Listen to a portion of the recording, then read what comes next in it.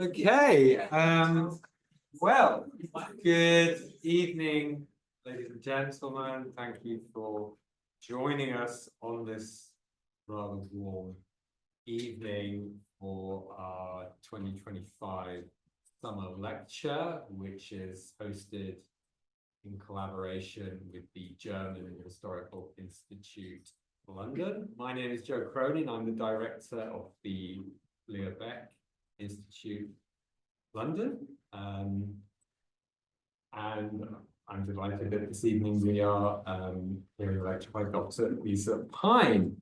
Dr. Pine is an associate fellow of the Institute for Historical Research at the University of London and a fellow of the Royal Historical Society. She is a distinguished author and historian whose work focuses on the history of Nazi Germany, the Second World War, and the Holocaust. Over the course of more than 2 decades, she has published widely on these subjects and has taught at universities across the UK. She is the author or editor of 7 books. I think it might be more than 7 now. 9, there you go, using all material, including the edited volume Dictatorship and Daily Life in 20th Century Europe, published in 2022, and Soviet and Nazi Posters, Propaganda and Policies, edited with Kees Boterbloem and published this year, earlier this year, 2025. Beyond the academy, Dr. Pine is a familiar presence in the public sphere and has contributed to a number of television documentaries, including Hitler and the Nazis, Evil on Trial, which I think is Netflix, as well as Adolf Hitler, Decoding the Dictator, and The Rise of the Dictators.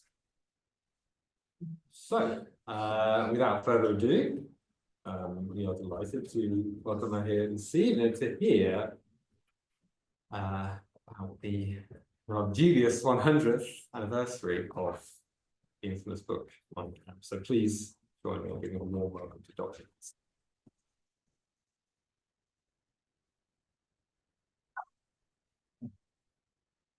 First of all, thank you very much, Joe, for the very kind introduction. Thank you to all of you for being here and for those joining online this evening. I'm greatly honoured to be invited to deliver the summer lecture for the Leo Baeck Institute and its partner institutions, the GHI London, who've lent us a couple of copies of their books for this evening, and the BMI in Germany. It's also a pleasure to be here at Senate House. I'm based, as Joe said, at the IHR in the other wing of the building, so I feel at home here, which is always an added bonus. Discussing the proposed topic with Joe, not only to fit the broader lecture series theme of belonging and exclusion, but also to take the opportunity presented by the centennial of the publication of Mein Kampf, first published in July 1925. We decided on the title you can see there, Hitler's Mein Kampf, Reflections 100 Years On. Mein Kampf, of course, reflects the starkest ideology of inclusion and exclusion. But incidentally, 2025, on another note, is also the 100th anniversary of the year of the publication of The Great Gatsby, F. Scott Fitzgerald's great American novel. Whilst it would have been much more fun to talk tonight about Jay Gatsby and Nick Carraway and Daisy and Tom Buchanan, mint juleps and the American dream, that is not what we are here to do tonight. This is, okay, here goes. Hitler and the history of the Nazis remain extremely popular topics, ones that never cease to attract people's interest, even fascination. It's crucial to comprehend the nature of Mein Kampf, the author of its mindset, Adolf Hitler, and the ideology he espoused that brought untold tragedy to millions of people: death, destruction, genocide, and war. The book presents a dangerous set of ideas, regrettably ones that still have followers today, 100 years after Mein Kampf was originally penned. My colleague who I've just seen in the audience, Neil Gregor, who I've known since our PhD days, in his writing has explained carefully the tension between the scholarly imperative to show how the text works and the political necessity of preventing it from speaking. This lecture places the work in its historical context, focuses on some of the key themes of the text, as well as considering a little its journey after 1945, and reflecting a little too on why a discussion of it is still relevant today. But I'm going to start with a short section on the writing of Mein Kampf, just to situate us before addressing these topics. So, having been arrested on the 11th of November 1923, after the failure of the Beerhof Putsch and attempted seizure of power, Hitler was imprisoned at Landsberg Castle. He was fortunate indeed. Having been convicted of high treason, he received a remarkably lenient sentence and also relatively comfortable accommodation, which I can show you just an image there that gives us an idea of what that cell was like. So kind of located on an upper floor, offering a commanding view of the River Lech below, these large windows, and you know, in addition to his bed and his desk, he had shelves filled with a selection of books and reading materials and a typewriter.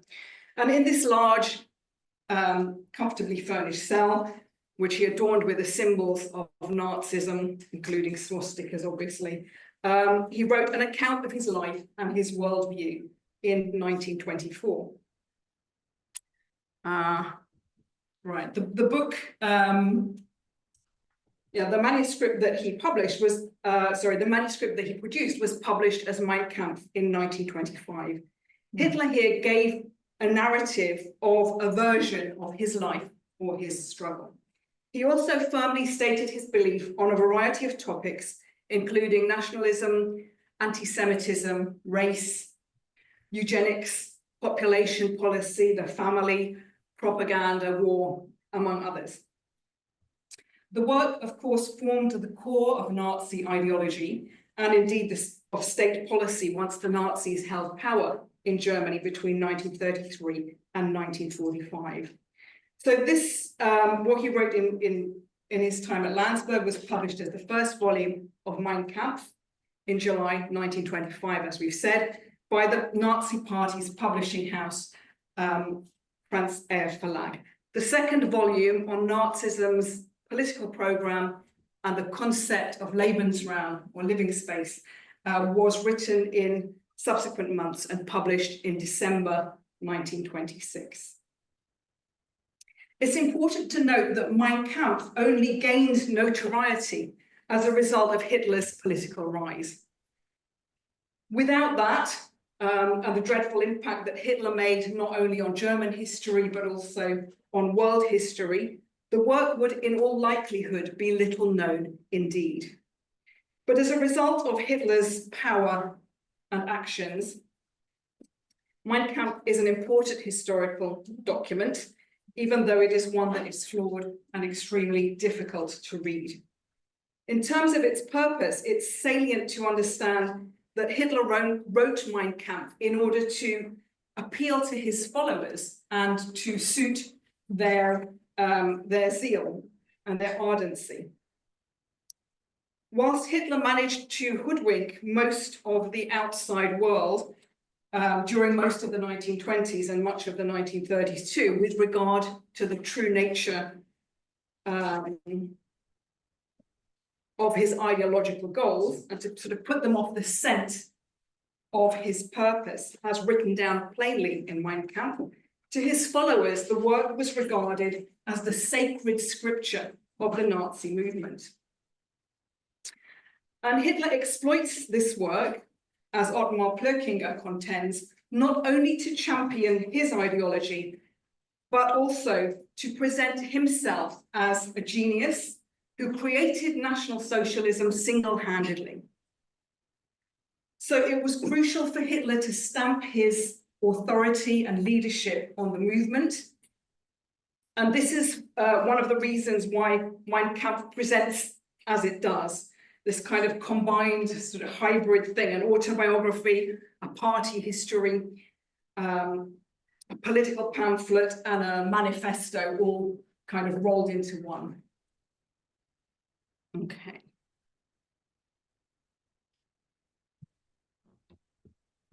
I wanted to talk a little bit about the historical context. I talked a little bit about the writing.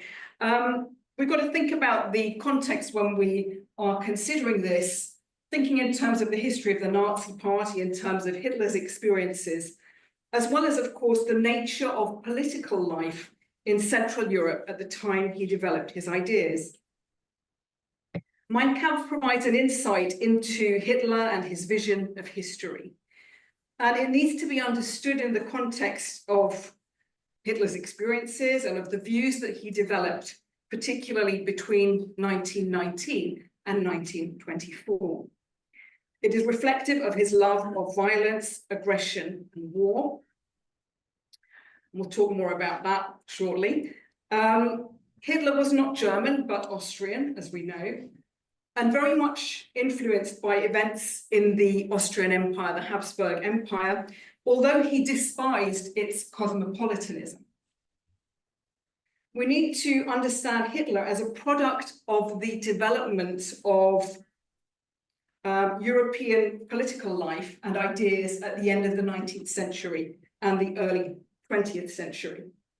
Again, I'll cite my friend and colleague in the room, Neil Gregor, saying that he rightly notes Mein Kampf was anchored in so many strands of the very mainstream 19th and 20th century thought. And again, importantly, that the language was not just Hitler's. Blokinger too explains clearly how Mein Kampf was situated within the radical right political and literary scene of the period. The style of Hitler's writing is heavily influenced by that of the Austrian press and the pamphlets that he was reading, that he had been reading during his time in Vienna. And Hitler tried to show that he was cultured and well-versed in contemporary political writings and well-read. But rather than bringing together what he'd read into anything coherent, it seems that what he tended to do, or what he did do here, was to really utilize particular phrases or slogans or ideas that he found particularly appealing and kept repeating them. I'll talk about what the book's like to read just in a moment. To be sure, Mein Kampf displayed a highly subjective outlook. In it, Hitler creates a world in which he is the key character, and the work's entitled and portrayed as his struggle, after all. Mein Kampf, my struggle. So from the very earliest pages onwards, Hitler identifies a range of enemies, including the Social Democrats and the Jews. He doesn't treat the subject matter in any rational or coherent fashion at all, and indeed gives no concrete evidence at all for his assertions and allegations. Also, in terms of its structure, the work offers no coherence. It comprises angry tirades, typical of the way in which he used his oratorical skills to great effect in his speeches, and more so as the years went on in his rise to power. But this style certainly does not have the same impact written on the page. And Mein Kampf is a lengthy work, more than 600 pages. And as I suggested, and I'm going to probably say it again and then I'll get repetitive, but it is repetitive and dull. Not only is it poorly written stylistically and structurally, but also as a depiction of Hitler's life, it's unreliable in places. The author often uses really long sentences in which the meaning is lost, and it's difficult to read as a piece of writing, not only because of its turgid style and incoherent structure that I've already mentioned, but of course also because of the subject matter. And so it kind of comprises this combination of this bold and graphic language and all those slogans that I've started to mention, with large tracts of dull text. And that graphic language is pernicious and abhorrent, reflecting Hitler's rancor, rage, and resentment. It literally flies off the page. And as I said too, characterized by a kind of random collection of ideas, conflation, and repetitiveness. In short, as I said, it is not at all easy to read. Keeping in mind that Mein Kampf was written in 1924, nearly a decade before the Nazis came to power, I wanted to just spend a moment thinking about this first sentence. So it's up there for you. Today, it seems to me providential that fate should have chosen Braunau am Inn as my birthplace. And he goes on to say this small town lies on the border or the boundary between Germany and Austria. And he says, we of the younger generation at least have made it our life's work to reunite by every means at our disposal. So first thing, his very first point is about nationalism, which we're going to talk about more. So his desire to reunite, as he says, the two German states. Again, without anything like rational justification in there, no economic argument in there, but just a demand that German Austria has to return, this kind of absolute necessity to return, based on the suggestion, he says, that one blood demands one Reich or one empire. So the argument there that every last German should belong to the German nation and live within a single German state. Here we see the influence of earlier proponents of pan-Germanism, and certainly too, the corollary of the debate about a small Germany that excluded Austria or a big Germany that included Austria that had accompanied political discourse about German unification at the end of the 19th century, which had culminated in the creation of a new German empire under Kaiser Wilhelm I after the defeat of France in the Franco-Prussian War of 1870 to 71. So at that point, the southern German states joined the confederation of northern German states, led by Prussia, to form a united Germany, but one which excluded Austria. And from a pan-German point of view, this was a mistaken outcome, with this argument that many German speakers, especially, but not only Austrians, were outside the new German state. And the other thing I wanted to say about this first sentence relates to Hitler and his view of himself as providential. His averment that his own particular birthplace on the border was so significant. The reunification of these states, he says, through every means at his disposal, came about 14 years later, the Anschluss of March 1938.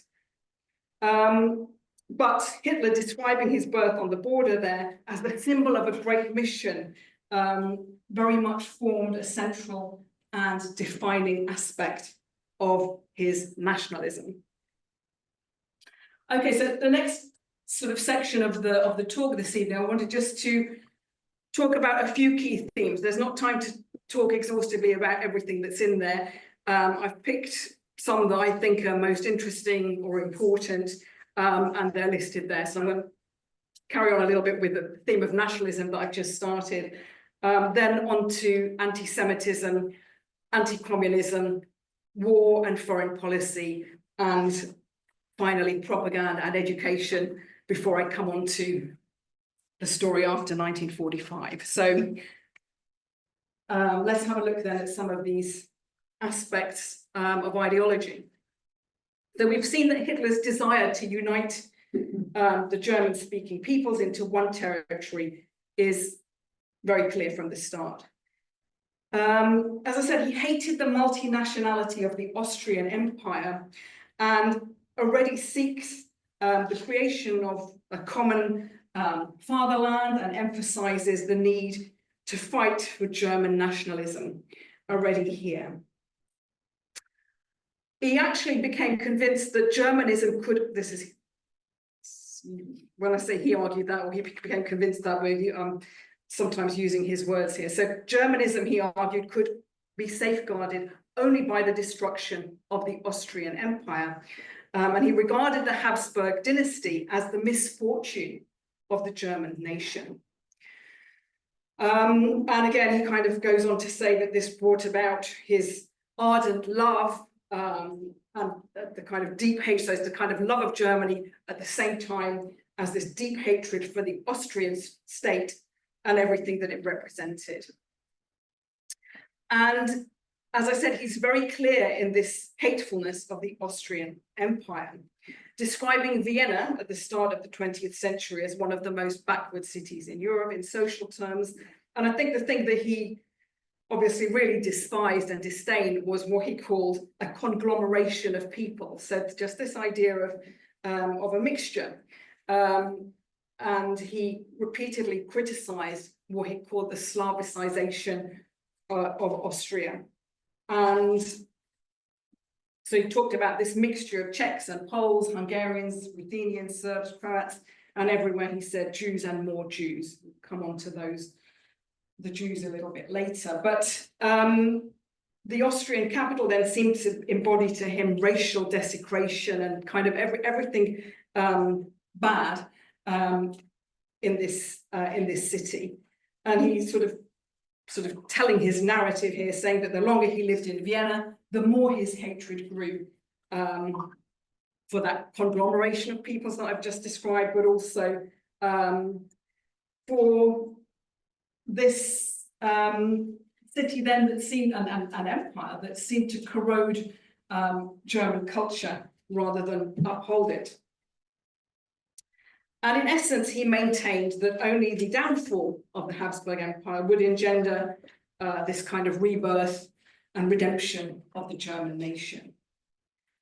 Again, so that the whole thing is geared to that very first sentence that we already talked about, this union of his beloved homeland, Austria, with the fatherland, the German Reich. Okay, on to anti-Semitism, the one that is we can't ignore, because obviously this is at the heart of it, and the anti-Semitism and racial ideology are amply set out in this text. Pernicious language, so there's your trigger warning, pernicious language. And the racial anti-Semitism, he said, stemmed from his time in Vienna, as he's sort of telling his narrative, when he says his eyes were opened up to what he called the Jewish question. And he writes that this was transformative for him. And the so-called Jewish question then came to influence his entire way of thinking, and of course his policy making too, between 1933 and 1945. He writes that wherever I went, I began to see Jews, and the more I saw, the more sharply they became distinguished in my eyes from the rest of humanity. He asked, was there any form of filth or profligacy, particularly in cultural life, without at least one Jew involved in it? And concludes that the Jew was no German. So here we kind of come back to this theme about inclusion and exclusion. The last point is fundamental to our understanding of Hitler's ideology as it developed from this time onwards, and was an unchanging element within it. The Jew as an outsider, the Jew excluded, the Jew alien, not to be a member of the national community or the nation, outside the folk. And right here in 1924, Hitler states during his time that he spent in Vienna, he says he ceased to be what he calls a weak-kneed cosmopolitan and became an anti-Semite. So he says it here. This clearly presents both his sharp criticism of the ethos of the Austrian Empire that I've already described, and his open admission, as I said here, in 1924 on paper, published, of his anti-Semitism. Okay. Hitler's racial brand of anti-Semitism developed from racial theories that had become current in Europe from the second half of the 19th century onwards and kind of into the turn of the century. I won't go into too much detail, but just to kind of mention a few of the influences, the essay on the inequality of the human races, written by the French aristocrat Count Joseph Arthur Gobineau, published in 1853, and then German writers like Wilhelm Marr, Theodor Fritsch, the Bayreuth circle, so the circle surrounding the Wagners, where these ideas also gained currency. The son-in-law of Cosima Wagner, the widow of the German composer Richard Wagner, Houston Stewart Chamberlain also kind of wrote this very racist interpretation of history, and this was also influential. As was the mayor of Vienna, Karl Lueger, who scapegoated the Jews, making anti-Semitism socially acceptable there. So all of these figures and their ideas came to influence Hitler's worldview. Okay.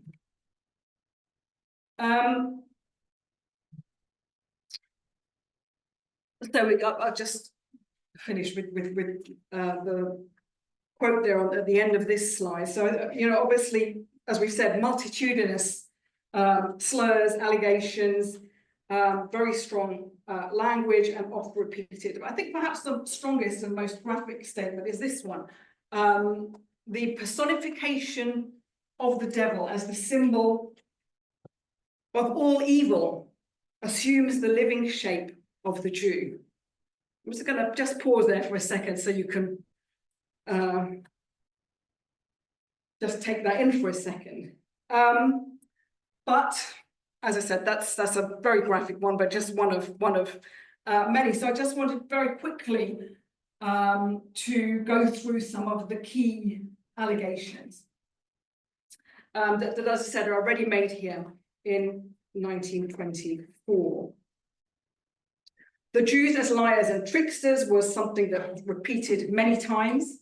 So the Jew is the great master in lying, he says. Lies and deceptions are the Jews' weapons, he says.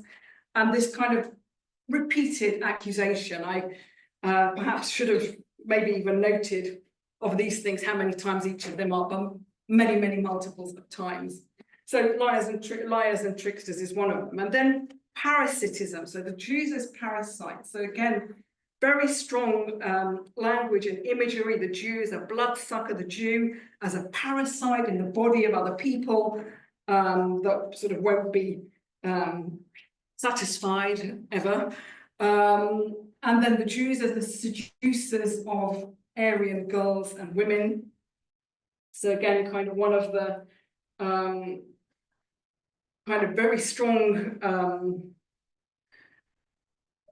graphic language. He says, with satanic joy in his face, the black-haired Jewish youth lurks in wait for the unsuspecting girl whom he defiles with his blood, thus stealing her from her people.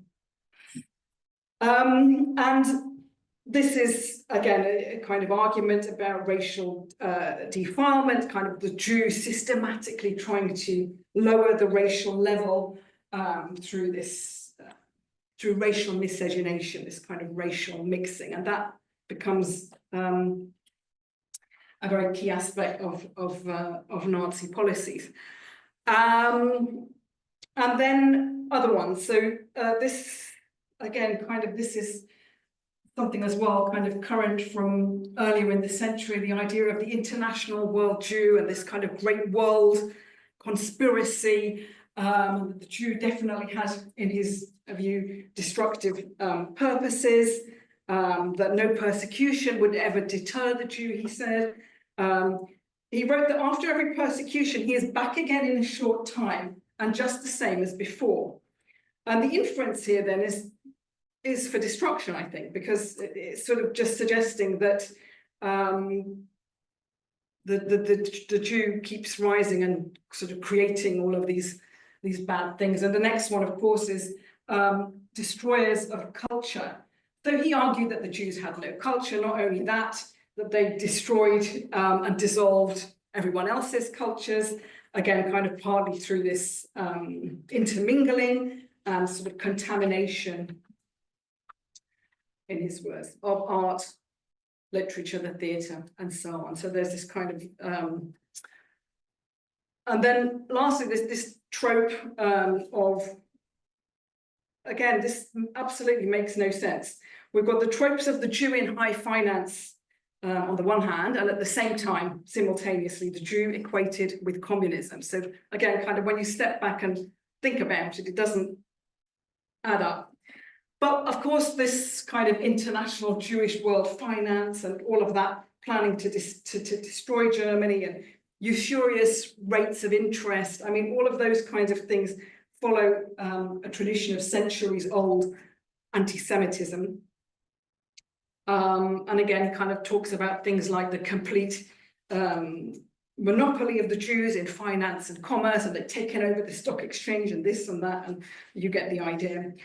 So that's kind of on the one hand. And then at the same time, as I said, he argues there that the Jew wields the weapon of the organized mass of Marxism. And as I said, when you put the two together, they just seems nonsensical to me.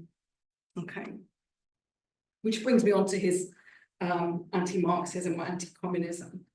And Hitler believed that the question of the future of the German nation was actually the question of destroying Marxism, as I kind of put this quote there, because he believed, in the same way as the Jews were destructive, he believed that the communists or the Marxists were destructive. And his attack on social democracy or German socialism was virulent from the start. And in fact, he said he took his position not only on social democracy, but also on trade unions from his time spent in Vienna. And he said he regarded trade unions as inseparable from the Social Democratic Party, and therefore he flatly rejected them. And again, once in power, the Nazi regime destroyed the German trade unions and banned them very, very quickly. And this was, I think, the largest trade union movement in Europe. So there was kind of a lot of action there, let's say.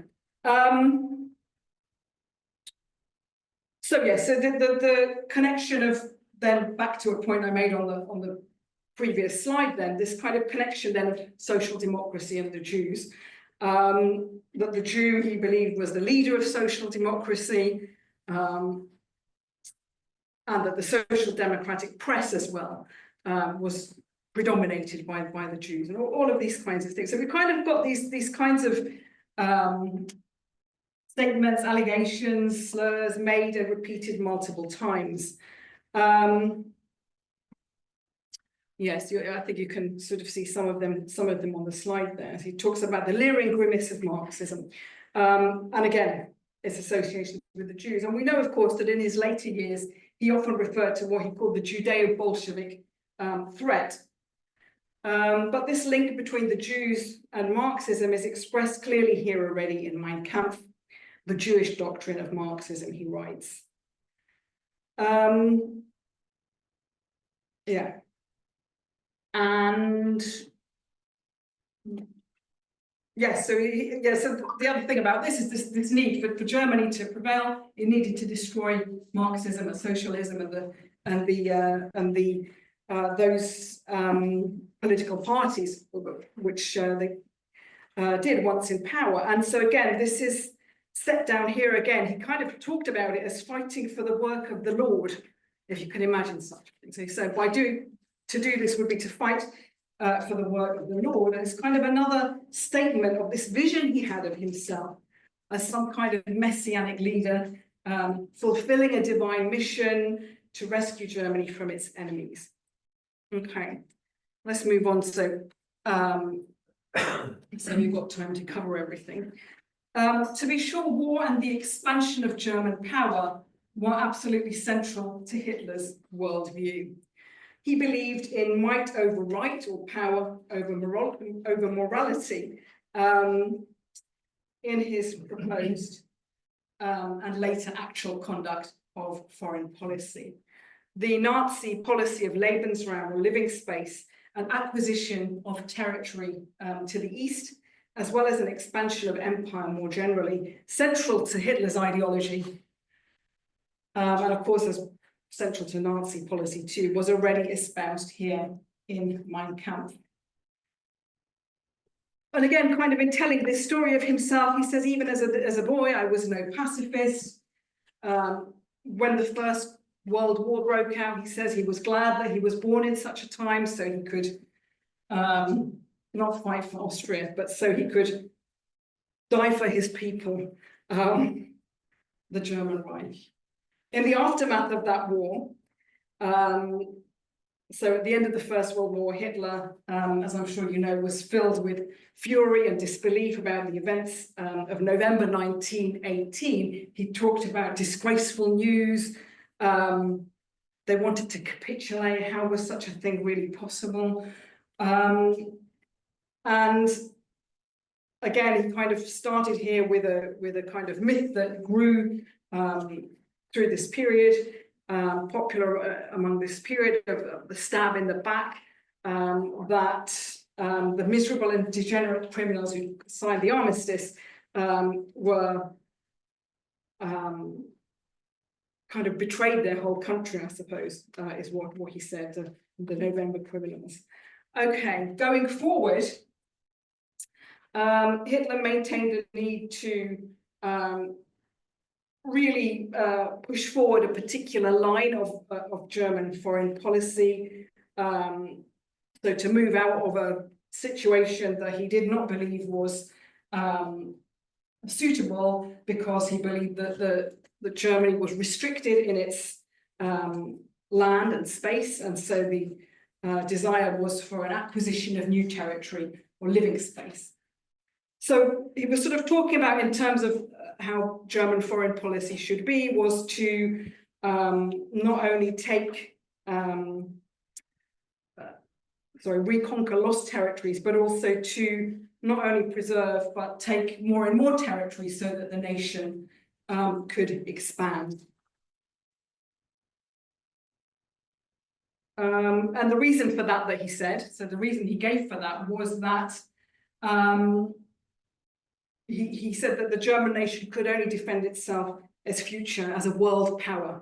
And to do that, it needed to expand. So all of that about the land and the soil and the blood and the soil and the victorious sword with which he was going to secure land for the German people was about a strengthening of German power by gaining a new soil.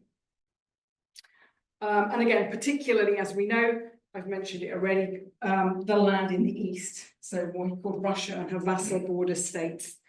And again, that's again a fight against the ideology that he despised, Bolshevization, which he twinned with a fight against the Jews as well. So all of that pointed to what came about in 1941, Operation Barbarossa, and the aim to extinguish Soviet Russia. So this ideology, Ostpolitik, or Eastern policy, to acquire the necessary soil that he regarded to be necessary for the German people, was the essence of the Nazi Lebensraum policy as put into action during the course of the Second World War. I think I just said that. Okay. And then finally on the themes, as I said, it's not an exhaustive list of themes, but I just picked some key ones. I wanted to talk a little bit about propaganda and education, partly because, as Joe said, I've just done a book on propaganda and posters, but I've also written about Nazi education too. But just touching on this, because propaganda was something that Hitler understood the importance of, it seems, from a very early point. And he actually, you can see there, sort of said the correct use of propaganda is a true art. And this was all about influencing the masses. It was all about trying to influence each and every last member of the population. So not just to make them lukewarm to the system or anything like that, but to actually make true believers in the system. So the propaganda that he talked about then, things like slogans, symbolism, all of these aspects were very important from this very early date and continued right through the Third Reich. But this was the thing he said. He said the receptivity of the great masses is very limited. So he's kind of sort of saying they won't receive much, they won't understand much. Their intelligence is small, but their power of forgetting, he writes, is enormous. So there's just this, need then that if you're going to get this message across, you've got to do it by all means at your disposal. And this is what they did, from posters through films, through radio, through the press, to name a few. So every different angle, and these kind of slogans that would be repeated and dinned in to make sure that everyone understood what he wanted them to understand. So this kind of persistence was something that he recognized and talked about here very early on. And with education too, I'll just take this point in a condensed way, I think. He again, kind of in the way that he talked about education in Mein Kampf, he was very much critical, as he was of other policies, of the way that Germans were being educated, because he didn't think that they had a devotion to the folk, that they didn't have a sense of their nationhood, and all of those things, and particularly in terms of kind of things like reproduction and he talked about things like beautiful bodies finding one another to give the nation new beauty in the next generation. So there's kind of quite a lot about breeding, and I won't talk about it much now, but I can talk about it later in the questions if anyone has. But essentially, he was already at this stage as well talking about physical training, so kind of onto the curriculum for boys and for girls, and with different outcomes. So this was kind of to make them resilient, to make them understand the importance of the nation and their role in it. And he said that education and training had to be ordered so that those receiving it believed that they were absolutely superior to others. And so again, this question of physical strength and dexterity, invincibility of the people, and creating through education what he called a racially conscious and patriotic national comrade. So then again, this kind of whole thing was education's not doing what it should do. We need children to understand that they should understand about blood purity and things that I've already touched on about racial miscegenation that I talked about before. And in the end, in terms of the goals, for boys, it was to be into the military and to kind of become good, upstanding young German men who would be prepared for military service, who would have their health certificates for marriage, and be able to play their part in the state and in the folk. And for girls, the goal of education was about becoming a mother in the future. So that was already here. All of these ideas on education were already stated here in Mein Kampf. And again, they underpinned the policies put into place once the Nazis came to power in 1933. Okay, I'm going to move on because I want to just spend the next little bit of time talking about the sales and the kind of post-45 period. So let's start by saying that Mein Kampf wasn't an immediate bestseller, maybe no surprises there. The first edition was 10,000 copies, and it did more or less sell out, and there was a second edition. But then after that, the sales kind of dropped. Of course, this changed, and this is why I said earlier, if Hitler hadn't kind of had his trajectory to what he became, it would have remained like that. There'd have been those few thousand copies, and they'd have been relegated maybe to wherever.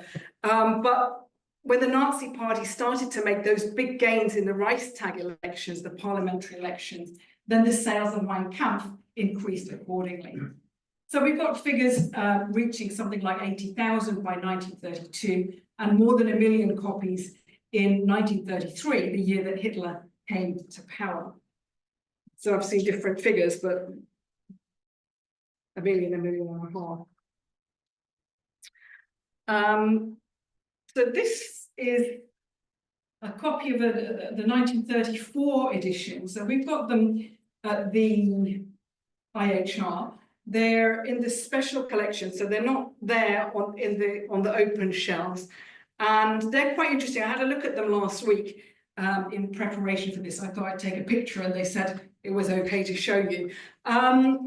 They kind of got this kind of cloth-bound cover, the oak leaves, red writing. Inside, there's the picture of Hitler and the table of contents. And as I said, they were a gift of a much, as part of a much wider gift from the German government actually to the IHR during the 1930s. So that's like kind of what one of the editions from the 30s looks like. And then this idea about more widely available and more widely accessible, that from 1936, a copy of the People's edition of Mein Kampf, in both volumes bound together, was to be given to all newlyweds on their wedding day. And the point was essentially to try and get most households, I don't think it was every single German household, but most households to kind of have this copy in their on their bookshelf. And businesses would give out the book to employees as a bonus for good performance, and all different versions were made available, like a deluxe edition with gold leaf. There was a Braille edition in 1936, and so on. So during the this period of the mid-1930s and kind of up until 1945, this book then became a bestseller. So we're talking about that kind of amount of copies being sold, so more than 10 million and more, with millions sold more abroad, translated into at least 16 languages, a special edition for Hitler's 50th birthday. So we kind of just got this idea about how that grew. Now, of course, how many people actually read Mein Kampf, or how much of it they read, if they read it, we don't know for sure. What we do know is that it made Hitler extremely wealthy, allowing him to purchase this property house Wachsenfeld in the Obersalzberg Bavarian Alps, which he later expanded and lavishly decorated to become the Berghof, his mountain fort, where he spent a lot of time. So it made him personally very wealthy and a best-selling author. Okay. Strange as that sounds. Okay, so a little bit now about the aftermath and the sort of relevance today. So at the wartime conferences at Yalta and Potsdam, the Allies agreed policies to denazify and demilitarize Germany and to re-educate the Germans. And in keeping with these policies, Mein Kampf and other Nazi texts were removed from circulation, and their republication was prohibited. And what the American authorities did at the time then was to transfer the copyright of Mein Kampf to the Bavarian government, on the understanding that they should absolutely not let it be reprinted. And indeed, that Bavarian government used its legal power to prevent the reissuing of Hitler's book in Germany and elsewhere.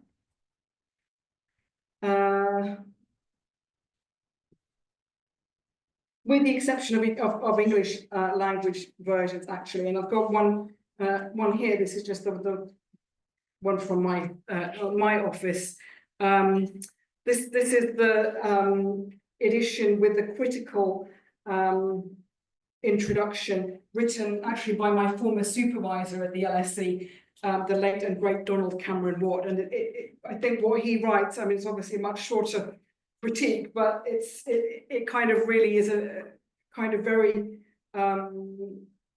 important and strong words that I think are in there. And I think the kind of just knowing that he did that, maybe there's just been something in my mind that made me think eventually I should read the whole thing, but you can ask me about that later if you want. Anyway, so then the copyright ran out. So in December 2015, so on the 31st of December 2015, the Institute for Zeitgeschichte, or the Institute of Contemporary History in Munich, decided to issue a 2-volume annotated version to expose the lies, the half-truths, the vicious tirades of Hitler and the Nazi regime. So I've got the, as I said, the GHI London kindly just lent us these, so I could just sort of show you what they look like. I think I've got a picture that I took again in the IHR across the way. So that's this critical edition in two volumes, and okay, so you can see that. Do I go backwards? Right. Okay. Of course, several hundreds of thousands of Mein Kampf original copies survived. According to the Institute, can still be found in antique shops and bookshops. But of course, Germany's justice system maintains that any republication or distribution of the original without annotation remains illegal. Magnus Brecken, the deputy director of that institute, the Institute for Zeitgeschichte, said that after the 70 years had passed, since the end of the Second World War, the annotated version detailing new research into the rise of National Socialism adds an important academic framework in order to study this controversial text within a wider context.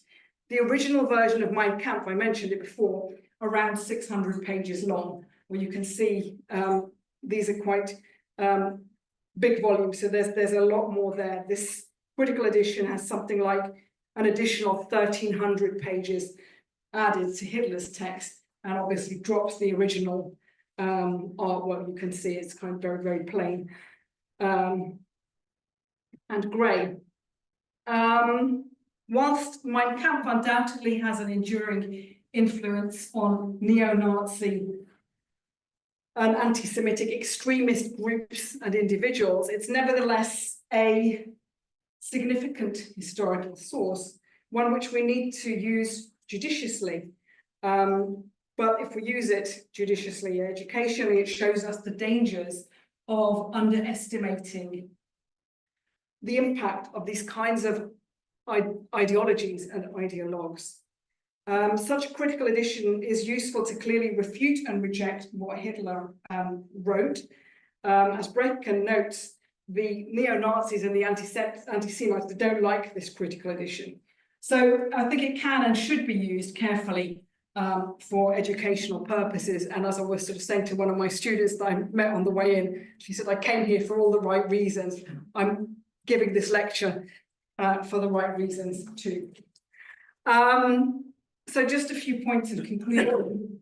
Mein Kampf was the equivalent of a gospel for Hitler's followers, especially those who saw him as he certainly saw himself.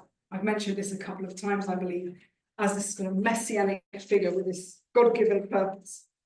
Once the Nazis were in power, as we've seen, copies of Mein Kampf were to be found in most, not every single, I don't think, but most German households, kind of in a similar way that a Bible might have been, and there we've kind of got that analogy again. As Plökinger rightly contends, we have to leave the legend behind that it was an unread bestseller. Whilst many may easily dismiss his words as the ramblings of a madman, I mean, you'd be familiar with all of these things, the reality is that Hitler came to power and wrought devastation, destruction, and the largest genocide in the course of modern history. I think, and that's why I kind of agreed to give this lecture tonight, that the centenary of the publication now is an opportune moment to remind ourselves that vigilance is necessary to prevent the rise of extreme political movements and autocratic leaders representing dangerous and indeed murderous ideologies. Extreme nationalist ideas of the type found in Mein Kampf are not uncommon today, so they're not going to be exactly the same, but you can kind of see resonances. And whilst Hitler's personal anti-Semitism, which came to permeate state policy, as I said, once he came to power in 1933 and culminated in the Holocaust during the Second World War, is perhaps the most widely known and discussed ideology expressed in Mein Kampf, Hitler's fundamental aim to destroy democracy shouldn't be forgotten. This was absolutely central too to his thoughts and action, and I haven't talked about that much so far, but I'll sort of say it now, that the anti-democratic sentiment that was expressed in Mein Kampf, that kind of sentiment has many advocates today in political parties and movements across different parts of the globe. Maybe if we can properly understand concepts of citizenship, human rights, civic duties, and those kinds of things, we could protect political freedom and democracy in a meaningful way. We could promote the rebuttal of its enemies wherever they stand on the political spectrum. And the dangers of extreme nationalist ideology also have not disappeared in the contemporary world. Very last page. You'll be relieved to hear, I'm sure. As I said much earlier on, and I'll say it again because it needs to be said, Mein Kampf sets out an abhorrent and pernicious ideology with distasteful, violent, strong, graphic words, but illustrative of a man who actually needed to be taken seriously. So there were those who ridiculed him, those who mistakenly believed that what he said just wouldn't happen, that it was just rhetoric. Hitler was underestimated and the dangers he posed were misunderstood.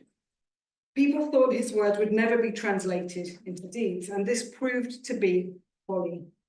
For many, many years, I taught about the history of Nazi Germany and the Holocaust to university students.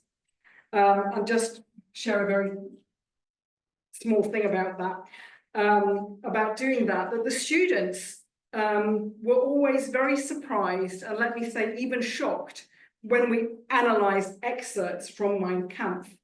I think it was only when they saw the words, and I think you've seen some of them here in black and white as well, so only when they saw them in black and white on the page did they really begin to understand what they were dealing with when it came to Hitler. Yes, so it was revelatory, and I think it is educative. In contemporary times when anti-Semitism has reared its ugly head again, the hatred is still there, and the toxic language, regrettably and shamefully, seems to be reminiscent of what Hitler penned a century ago. Thank you very much.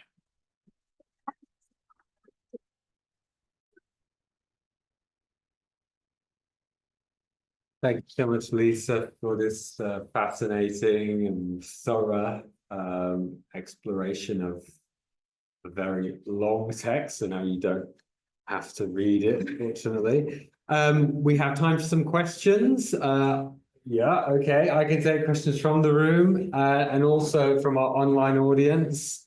If you want to ask a question online, please either type it into the chat and I will read it out, or if you prefer, you can raise your digital hand and we'll come around to you and you can unmute yourself.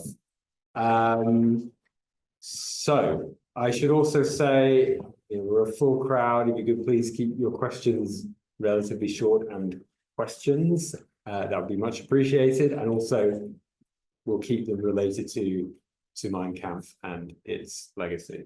Thanks. Yes. Thank you for a fascinating talk. Can you say a bit more about how it was that this Austrian from a humble background became so enamored of the German race and culture? And you talked about things he hated, which helped to shape his culture, but not the things he was attracted by. And I wondered if Mein Kampf addresses that. And related to that, was Nietzsche an influence on his policy, or is that just a sort of distortion people have placed on Nietzsche? I think Nietzsche, among others, have been mentioned, and those kind of idea about a will to power, Übermensch, all of those ideas could be just kind of bits and pieces that Hitler sort of picked up among so many. So he was kind of, I sort of talked about some of the other writers and thinkers that he kind of picked up those ideas from. And Nietzsche was another one. Spengler and the Decline of the West was another one. So there's kind of quite a lot of different influences, and it's kind of almost like a magpie picking bits of them and kind of putting them together into something which I did describe in the end as quite incoherent. So that's the second bit of the question. Just the first bit was, how did he become so? Well, what were the things, you talk about the things he sort of hated about the Jews and the Austrian, which sort of formed his ideology, but what was he was clearly very attracted to the German race and culture, and I wondered, does he address that? Is there a sort of side of that which comes across in Mein Kampf? I think there is, and perhaps some of the bits I picked out maybe don't were kind of more on the kind of hatred of what was going on in this cosmopolitan Austrian Empire. But again, it kind of goes back to these ideas of pan-Germanism, this idea that all Germans should be part of the same. And as I said, it's kind of got its history in the way that the German Empire was created, who was in, who was out. But certainly he was very much influenced by a number of thinkers and writers who were, as I said, kind of, we describe them as sort of pan-Germans, that they'd argue that everyone who spoke the German language should be together in the same state, and he argued not only that because Jews could speak German but they didn't belong. So to him that was more than that, it was of blood, right? So those of German blood should be within the same state. And there's kind of one of the aspects of Nazi ideology was this aspect of blood and soil, so that those belonging absolutely were part of the, kind of part of a bigger whole and should be together. And that really was a big, of course, had a very big impact on all sorts of policy. I talked a little bit about how that impacted education, that the Germans, as they were growing up, they were kind of, he was sort of arguing that the German nation was languishing because the way that the education system was working wasn't to inculcate the youth with those kinds of ideas. And then by contrast, he said, you need to give them those kinds of ideas so that they will have an understanding of this greatness of Germandom, he called it, and their part in it. So then it kind of then goes hand in hand with those aspects about race and belonging, exclusion, who fitted in, who was excluded, and all of those kinds of things. So I hope that answers. I'm going to ask a question from Zoom. What was the initial reception of the book, i.e. before the Nazis seized power? Are there any book reviews published during the time 1925 to 33? Well, I know you know the answer to that, Joe. So yes, there was quite an interesting sort of, I think, mixed reception really in a way. So again, there's on the one hand this tendency to not take him seriously because, who was he? He was this leader of a small party that by this point as well had been banned. So there's kind of the whole history of the origins of and development of the Nazi party from after the First World War until 1923 and the Beautiful Putsch, and then the kind of party falling into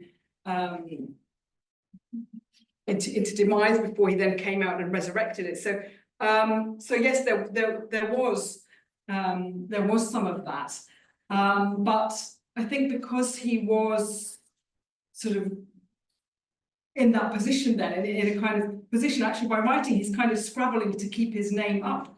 I think in the period when he came out of prison, the situation in Germany had actually changed quite a little bit as well. So from the period before, where there'd been the hyperinflation and kind of all sorts of economic crises and political and social difficulties.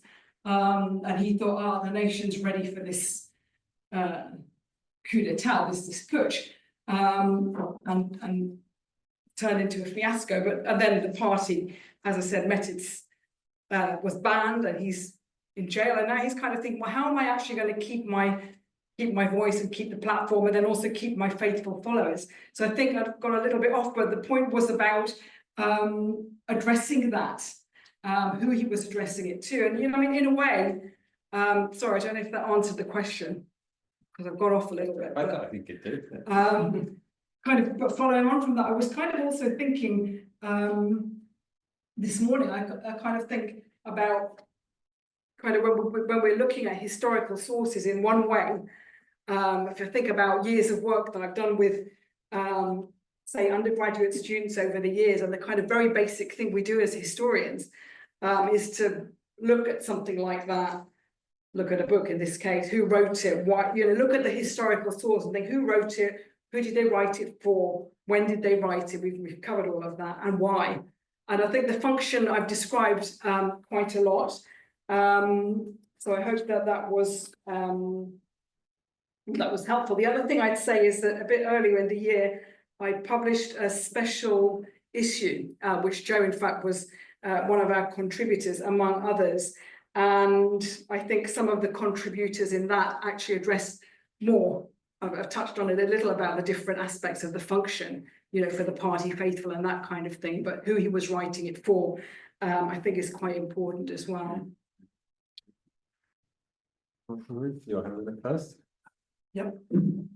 Out of curiosity, what do we know about his emotional journey, especially when he was living in Vienna as a young man, exposed to this, multicultural city, and through your research, have you seen any correlation emerge between his life over there? Maybe he had lots of friends, not so many, maybe he was mixing with different groups, maybe he was just throwing himself into the nightlife. What do we know about it? I think what we know is that, in terms of his kind of emotional development, so that, I mean, this seems to be kind of quite a popular thing among the TV documentary makers. They kind of always ask us this kind of, so what was his relationship with his mother? What happened when she died? What about his father? We kind of see a lot of, I think, kind of in terms of the, let's say, the development of his character, we kind of think a lot about the way that he was perhaps treated by his father, how his mother, on the other hand,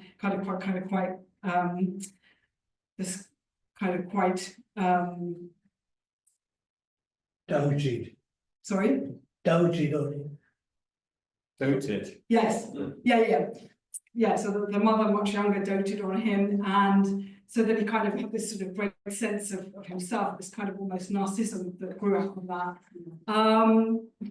I mean, do we want to go too much into the psychology? And then I suppose right after his mother died, that was when he went to Vienna. And in fact, his father had also died by then. So he had an orphan's pension. So he wasn't as penniless as he pretended.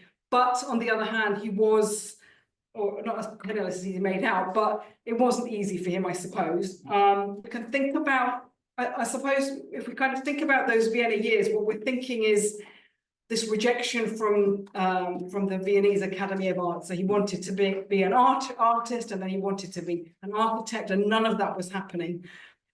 He's sort of selling these postcards that he painted to make a little bit of extra money, and spending most of his time, I think, quite a bit as a loner, and quite a bit, as I said, kind of developing these ideas. I mean, maybe, as we said, sort of forming particularly more between 1919 and 24, but these were already sort of starting in those years that he spent in Vienna.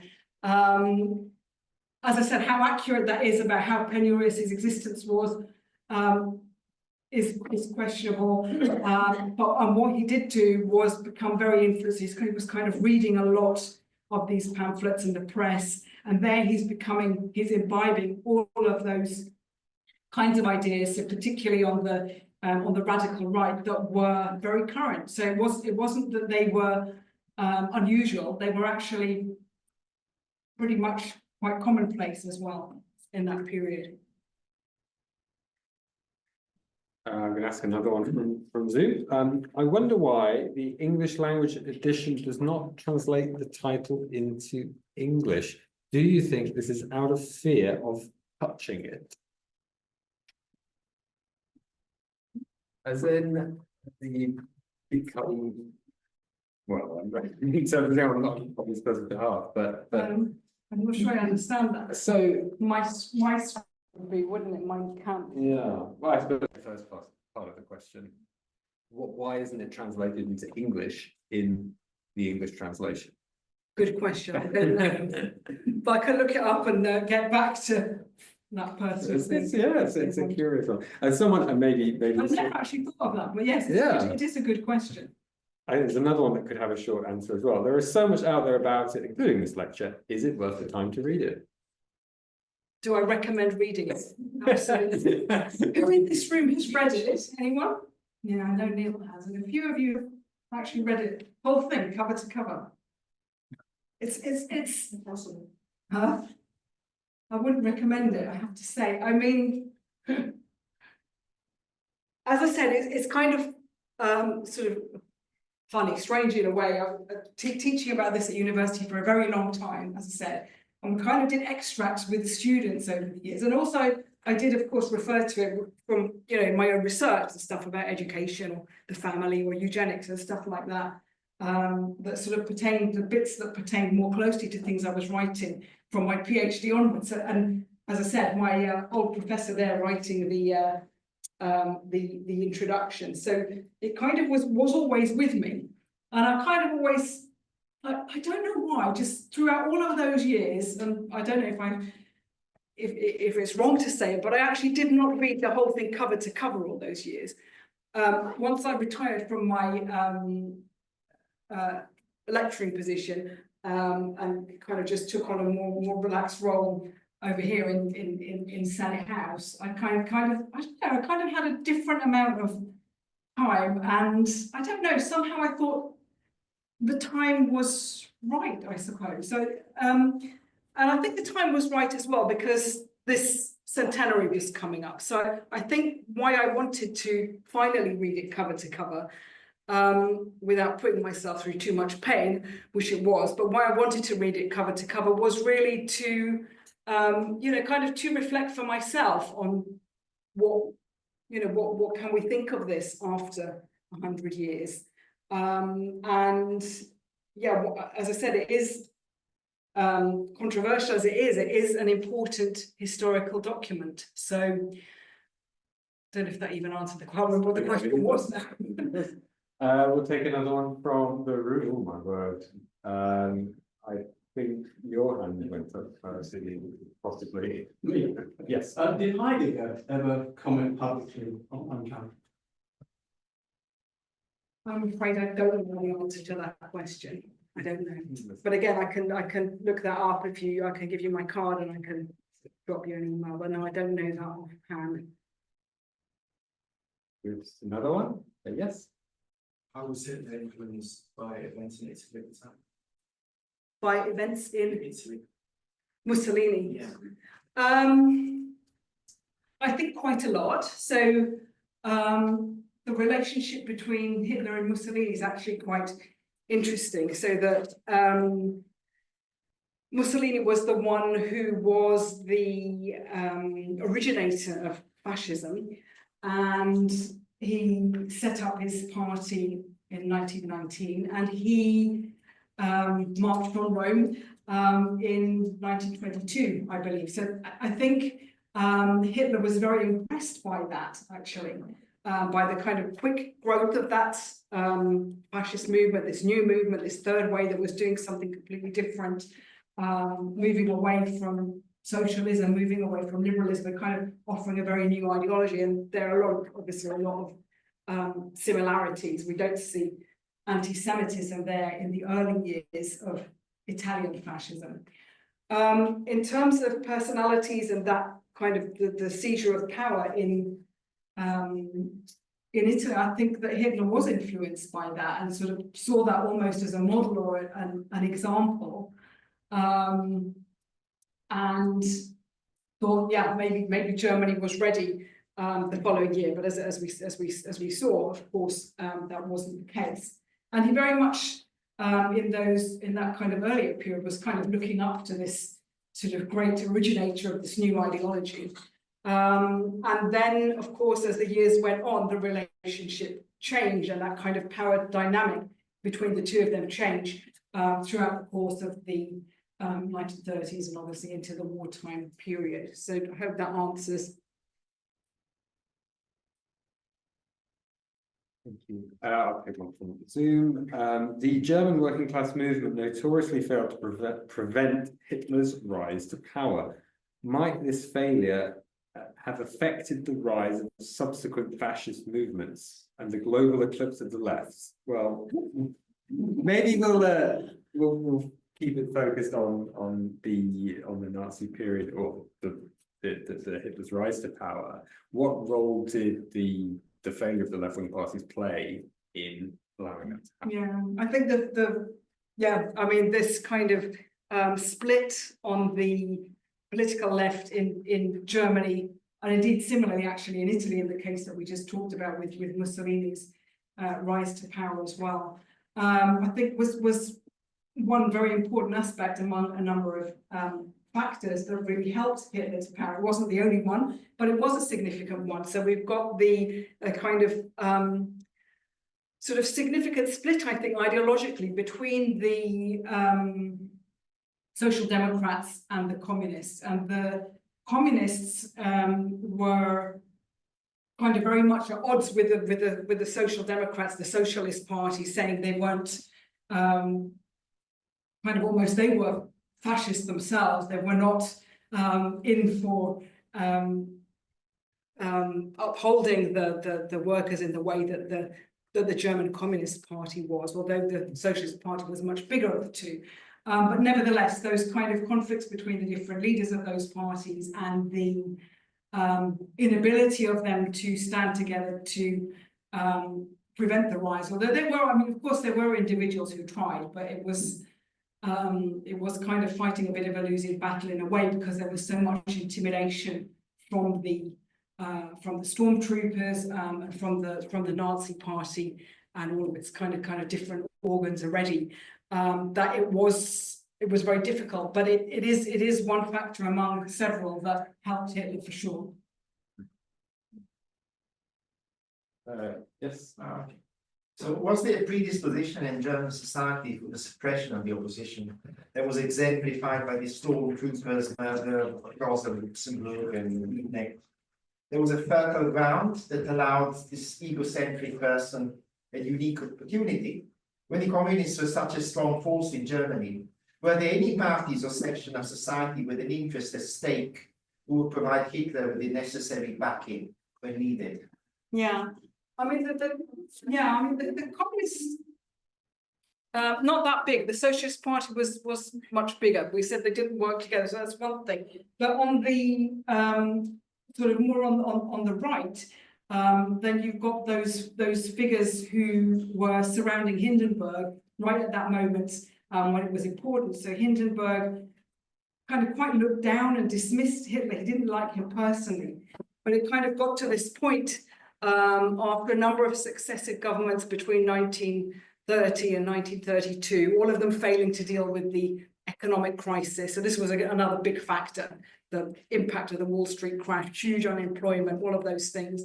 And then it's this kind of combination of forces on the German sort of right and sort of conservative, on the German sort of right and nationalist that were supporting people, kind of having the ear of the president and eventually kind of helping Hitler to power through that way. So I think that would be the one that was more significant. Does that answer? I hope so. Yeah, thanks very much for the talk. My question, kind of two parts, goes back to your reading of the text. Have you read it in both German and English? did you notice any kind of discrepancies or differences in the tone in that sense? And secondly, do you think a reading from cover to cover, you know, adds to the incoherence rather than just dipping into something which, you know, I mean, if you dip into the Bible, it will make sense, doesn't it? You know, Did you say adds to the incoherence? Yes, by starting at the beginning and going to the end, rather than, if you dip into something, you know, you're not fully aware of the. Yeah, thought process. yeah. I don't know. The whole thing.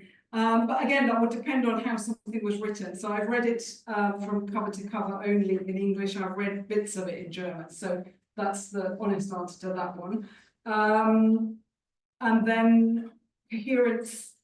Yeah, I mean, there's the thing, as I said, you kind of put these kind of extracts together, and you could kind of almost have something, if you did that, you kind of string it together. And I've probably kind of made more sense of his ideology than he did in kind of presenting it in a coherent way. And the point of my coherent way was to outline what Nazi ideology was, as he outlined it in Mein Kampf, not to speak for him. But I mean, as I said, I would not.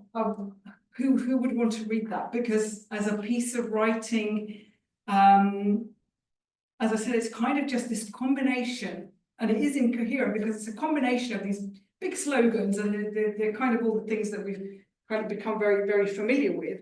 And then these, but very rancorous, and then these kind of really large tracts of very dull stuff. So it's not very compelling reading, and that argument is not, you couldn't trace the argument in the way that I did. I've just kind of picked a few themes and went through them fairly coherently. That's not the case in there. So your conclusion is you should have started painting. Well, the world would be a very different place if he had. What can we say? There is a kind of related question on Zoom. You mentioned several early translations. Who published them, and for what kind of target audience?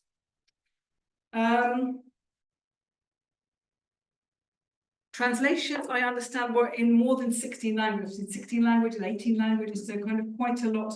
And I understand that they were, again, this is, I think, probably explicated much more clearly in the special edition by one of the authors. But it was kind of one of two ways. So it was either those who were kind of into the idea and kind of trying to kind of glorify the ideas in Mein Kampf, or the opposite.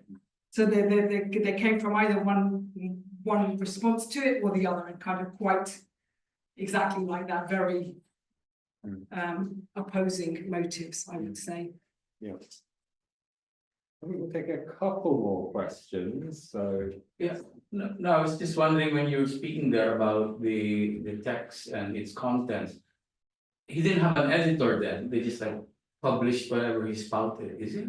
It's quite interesting because he did have this Max Amann was the kind of publisher, and I think he did offer him editorial advice. So, I mean, for example, the title that he originally had was much longer. I can't remember it from the top of my head, but 4.5 years of blah, blah, blah, blah, like a really long title. And one of the things that this Max Amann did say to him was, we can't publish a title like that, which probably from a publishing point of view was good advice. We need to make it much more short and succinct. And then he kind of settled on my struggle, on Mein Kampf.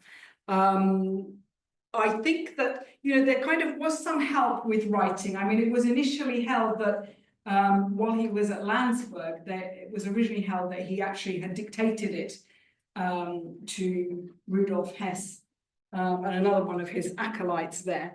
But I think the more recent research has suggested that actually he had this typewriter and he was sort of typing it himself.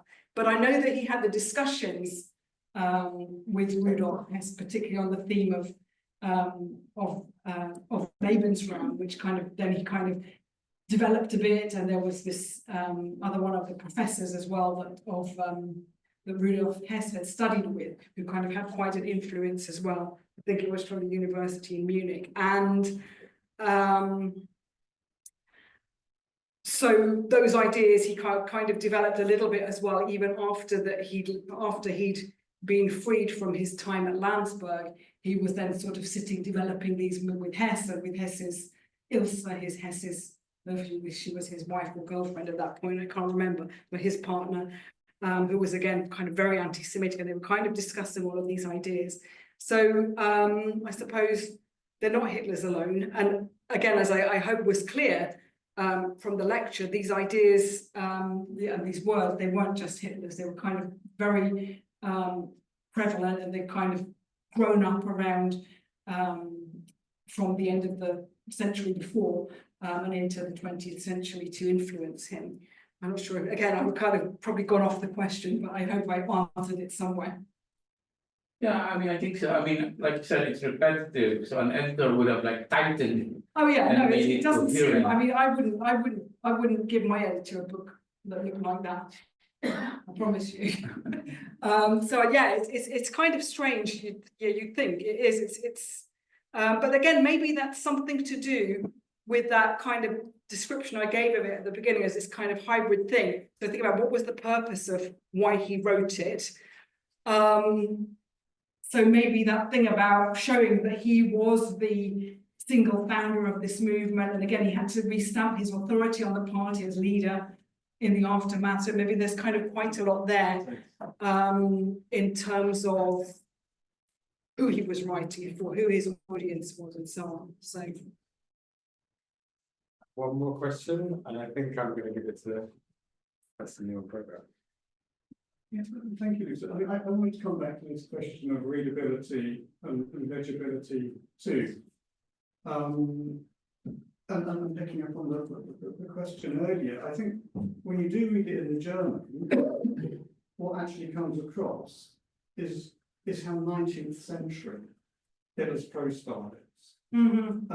It feels, or it reads to me like actually quite an archaic German. And that might sort of help us to think about how we might find it a bit hard to grapple with, not just because it's a wee bit unstructured and generic, but also because it just uses languages that we're no longer particularly kind of familiar with and forms. It doesn't mean that people back then couldn't read it. Because they're more steeped in that sort of writing and reading culture. So you were talking earlier about the sort of genre of the autobiography and the political manifesto and history writing in there.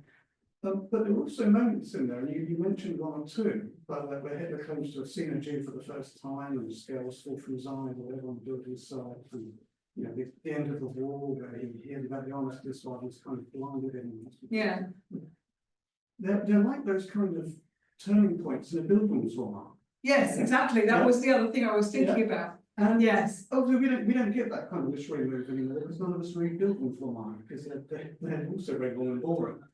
But back then, people are steeped in that kind of reading culture. And so they kind of get it. And so what I'm trying to say, I think, is that book would have been a whole lot more readable to people back then than we tell ourselves.